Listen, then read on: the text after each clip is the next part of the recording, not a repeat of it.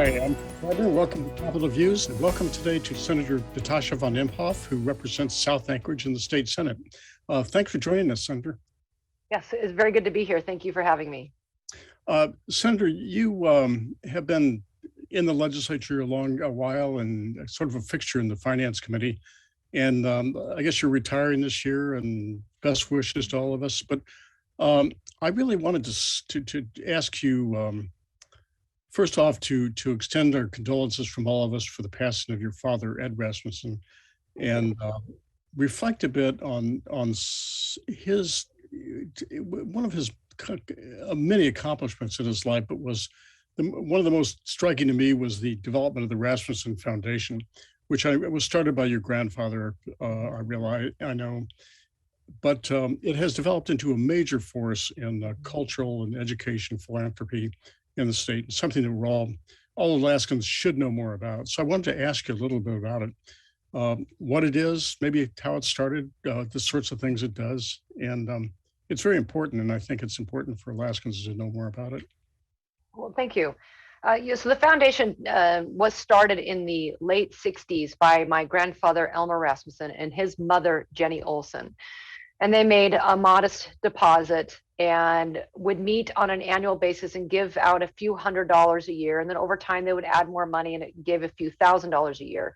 But it really wasn't until December, or basically Elmer's 90th birthday. And he gave away $90 million on his 90th birthday. And that was in the late 90s. And what he did was he gave, I think, 40 million to the museum and 50 million to the foundation. And so that's when the foundation was actually truly seeded, 35 years later. And so Elmer passed away that same year following year in 2000. And so my dad took over the helm in 2000 of the foundation. And I remember him telling me, we had to almost figure out the whole kit and caboodle. How do you do tier 1 grants? How do you make it a process? How do you designate tier 1 and tier 2, small or large grants? So I remember he and my mother and my aunts would fly to different foundations across the United States and just sit and say, tell us how to do it. I mean, we've been doing it simply for the last 30 years, but we need to be more of a formal process now that we have money. Because when Elmer passed away, he bequeathed his wealth of about 480 million. So we had the 50 million seeding on his 90th birthday, and then when he passed away, it was about 480 million. So we ramped up really fast, and it took a few years. And I remember having the conversations early on about how important it was and how excited the family was that Elmer left his money to Alaska and didn't take it with him. There was no bequeathing to the heirs. It all went to the foundation, and we felt that was very important. And so since then, I joined the board in 2005. So I've been sitting along with my mom and my dad and my aunts and my cousins and a few community members since then. And the foundation, of course, has grown now to be about 830 million. That's pretty remarkable. Can you just talk a little bit about the sorts of grants and things that the foundation does? It's best known, I think, at least I know of it, in its arts and humanities, but maybe some of the other things it does. So the granting is anything in Alaska. So it's all about whether it be health and social services, arts and humanities, athletics. We've done some, of course, clinics with the health, libraries. We're looking at parks and trails. We've given money to, I got to think here, like the justice, like help interpreters for folks who don't speak English.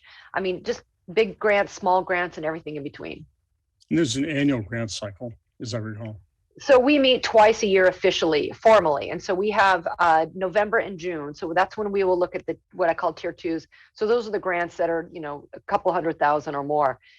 This tier 1 grants are rolling. It's anything less than 25,000 really. So anything, those are rolling and done, I think, every 6 weeks or so.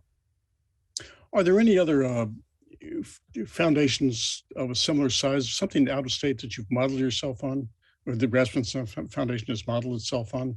So we have found several foundations actually focus on something in particular, whether it be, I know that a couple foundations are water and sewer and sanitary and standard of living, and other foundations are child welfare or the environment. And we model ourselves in that we'll do anything that's Alaska centric.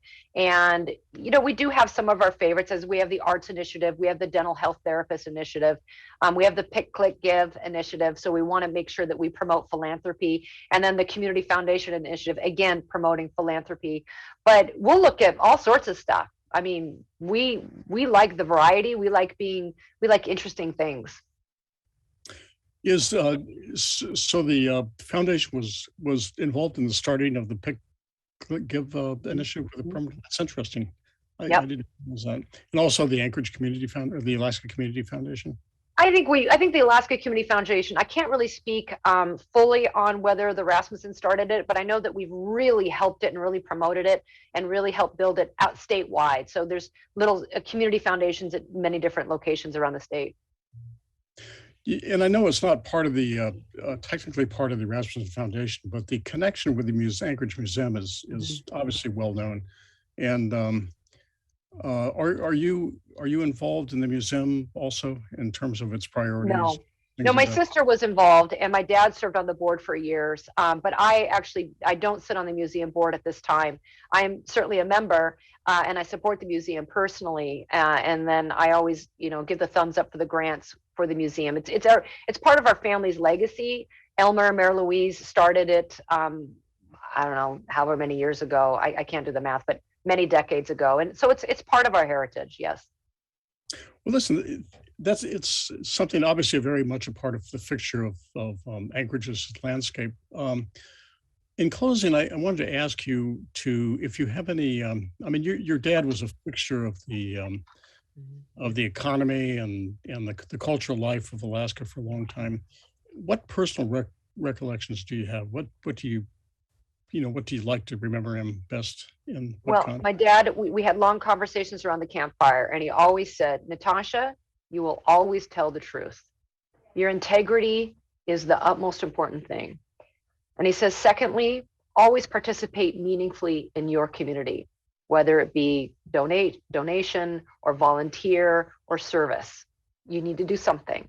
And then number three, always think about the long-term health. Don't think of the short-term giveaway, but the long-term health of Alaska.